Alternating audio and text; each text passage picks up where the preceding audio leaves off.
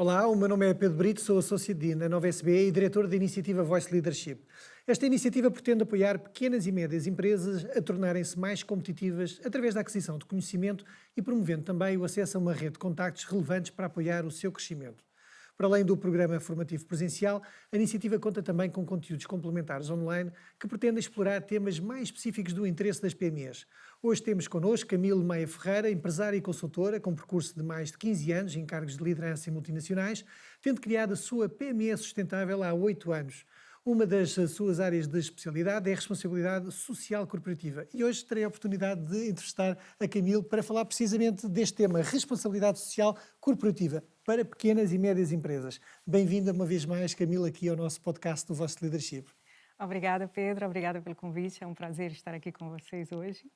E vamos lá. Vamos a isso. Vamos a A isso. responsabilidade social corporativa muitas vezes está associado a grandes empresas, não é? E quando falamos de pequenas e médias empresas, como é que se caracteriza? O que é que tu podes falar sobre o que é que significa a responsabilidade social corporativa, tendo o enquadramento de pequenas e médias empresas? Ok.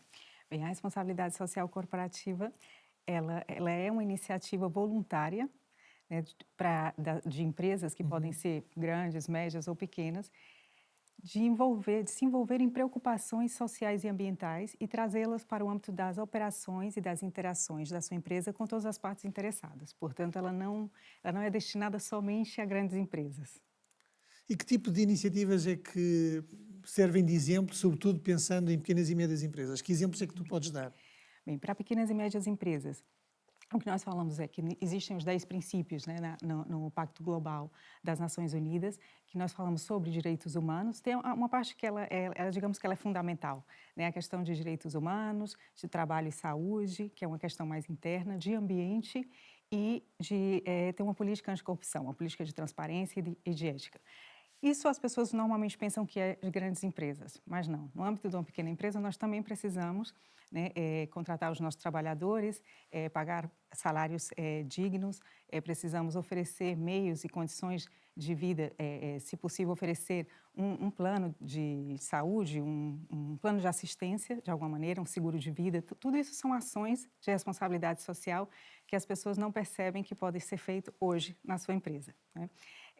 Em questão de ambiente, eu posso traçar algumas diretrizes dentro de uma PME, como a de eficiência energética, a de eficiência hídrica ou a de gestão de resíduos, né? Na parte de eficiência energética, simplesmente pôr um pequeno cartazinho em cada sala a pedir que apaguem a luz quando saírem, o último que sair, ou colocar luzes de LED, ou colocar sensores. São pequenos gestos, pequenas ações que nós já estamos fazendo a nossa parte, a nossa responsabilidade social corporativa na área de ambiente, por exemplo, né? Então, esses são alguns pequenos exemplos de como trazer essa responsabilidade social para o âmbito de uma pequena e média empresa. Não é obrigatório ter uma política de responsabilidade social corporativa, não é? Qual é que é, na tua opinião, o caminho que uma PME deve dar neste sentido? Bem, nesse sentido, não é obrigatório, é uma iniciativa totalmente voluntária, mas ela é recomendada. É recomendada por quê? Porque tal e como nós temos uma estratégia comercial, né, como nós queremos reter os nossos clientes, nós também queremos reter os nossos trabalhadores, nós queremos ter bons fornecedores, né, que nos entregam no prazo correto e que nos ajudam a gerar valor para o nosso negócio. Então, ter uma política de responsabilidade social, ela vem a dizer que essas pessoas me importam, né, que eu estou preocupada, que eu quero fazer além do que me é pedido nas regulações, né, além do que me é pedido pelo governo.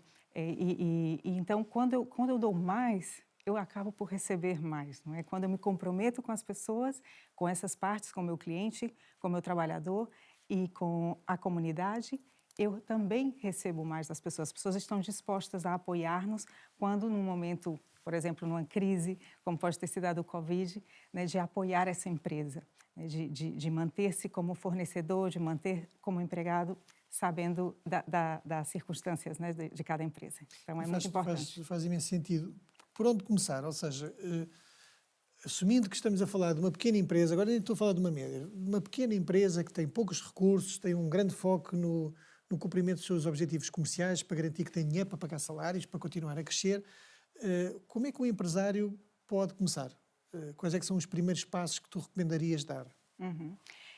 Os primeiros passos, ou seja, nós temos aqui essa questão que é a questão legal, ou seja, trabalhadores, contratar pessoas, contratar mão de obra local, por exemplo, é uma forma de começar com a responsabilidade social. Dessa maneira, nós estamos ajudando a comunidade a crescer, nós estamos gerando riqueza para a comunidade na qual estamos inseridos. É uma boa forma de começar.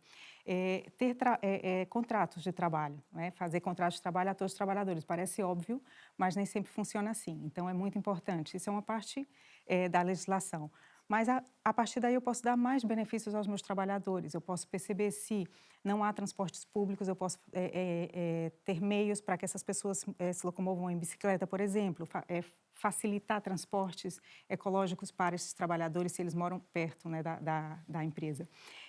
Outras formas de começar, eu falo muito sobre os Objetivos de Desenvolvimento Sustentável, porque acaba por ser a responsabilidade social acaba por dar resposta a esses desafios que nós temos hoje em dia a nível global. Então, eu acho muito importante dar uma olhada nesses objetivos, são 17, né? Falta o objetivo número 0, que é a liderança, né? Que os líderes sejam sustentáveis e consigam encontrar dentro daqueles objetivos alguns objetivos pessoais e possam começar a partir daí. São pequenas ações, contribuir com a comunidade, com o bem-estar e a saúde, por exemplo, contribuir com a igualdade de gênero dentro da sua empresa, né, dar condições iguais com a diversidade e a inclusão. Então, são algumas formas de começar. Perfeito. Então, deixa-me aqui só resumir um pouco este ponto da responsabilidade social corporativa e, por favor, complementa e reforça como entenderes. Portanto, a responsabilidade social corporativa, que muitas vezes está associada a grandes empresas, como tu disseste, é de todos. A responsabilidade é de todos. São iniciativas voluntárias que, naturalmente, permite o envolvimento de preocupações de todos nas preocupações sociais, ambientais, culturais, etc. E tu começaste por dar alguns exemplos, e eu só me vinha a expressão à cabeça de a responsabilidade começa em casa. A responsabilidade social corporativa começa em casa. Muitas vezes as empresas parecem que acham que tem a ver com voluntariado ou com filantropia, e não quer dizer que não tenha, mas na verdade a responsabilidade social corporativa começa em casa. Os exemplos que deste foram quase todos internos e não externos, o que é muito importante, porque tem um impacto direto também no negócio. Falaste de umas dimensões mais sociais, nomeadamente a atribuição de planos de saúde aos colaboradores, a contínuo desenvolvimento e preparação dos colaboradores para estarem mais qualificados e, costumo dizer, mais empregáveis, mesmo que eles se mantenham, sabem que naquela organização têm essa oportunidade. Sobre os planos de saúde, lembro-me aqui de uma referência relativamente recente. Há um estudo que nós acompanhamos aqui na Nova SB, em que faziam a pergunta sobre em que medida que é relevante para ti a organização apoiar-te no aconselhamento de planos financeiros. Nem tinha a ver com o tema dos planos de saúde, tinha a ver com planos financeiros, de gestão financeira. Mais de 75% das pessoas respondeu positivamente, a dizer que gostavam de ter este apoio por parte da empresa. E apenas 25% das empresas têm algum tipo de iniciativa de literacia financeira ou de aconselhamento, que é uma preocupação para a maioria das pessoas, sobretudo com ordenados tão baixos como temos em Portugal. E dos aspectos que vinha a ser acompanhado nesse estudo era quantas horas por mês, durante o horário de trabalho, é que tu ocupas a pensar em preocupações financeiras. Eram 22 horas. Portanto, de facto, 22 horas das nossas equipas, nós próprios preocupados com questões financeiras, tem um impacto muito grande na produtividade. Portanto, vale a pena refletir sobre esta dimensão. Falaste também no tema do ambiente, nomeadamente a questão da eficiência energética, que tem vindo a ser um tema cada vez mais falado. O próprio Voice Leadership tem um capítulo focado em transição energética, a gestão de resíduos e muitos mais, que tem, naturalmente, depois também um impacto económico positivo para as organizações. Fizeste uma comparação que eu achei muito interessante, que é da mesma forma que existe uma estratégia comercial para reter clientes, para angriar novos clientes, também a estratégia de responsabilidade social tem o mesmo impacto de retenção de clientes, de colaboradores, e não só retenção como angriação. Não é? Cada vez mais os nossos colaboradores querem fazer parte de uma organização que tem estas preocupações para além daquilo que são as preocupações económicas. Por onde começar? Gostei muito dos exemplos que deste, a contratação de mão de obra local, porque traz riqueza local, para além do goodwill, não é, de reconhecimento que a comunidade local tem para com a empresa. Eu punha aqui uma nota, eu estive há relativamente pouco tempo numa conferência onde tive a oportunidade de falar para um conjunto de farmácias comunitárias de bairros e que têm o desafio dos turnos. Naturalmente, quando se contrata mão de obra local, o tema dos turnos continua a ser um desafio, mas para todos os efeitos é bastante mais fácil. Falaste na importância também de garantir contratos, enfim, bastante mais estáveis, porque isso também traz naturalmente outro tipo de compromisso, encontrar soluções para a ausência de transportes públicos, seja, enfim, transportes mais sustentáveis também, seja outros, e isto para mim são tudo soluções que me faz lembrar aquela expressão, o céu está na terra. Às vezes inventa-se coisas mirabolantes, mas de facto são as coisas mais simples que potencialmente podem ter um impacto maior.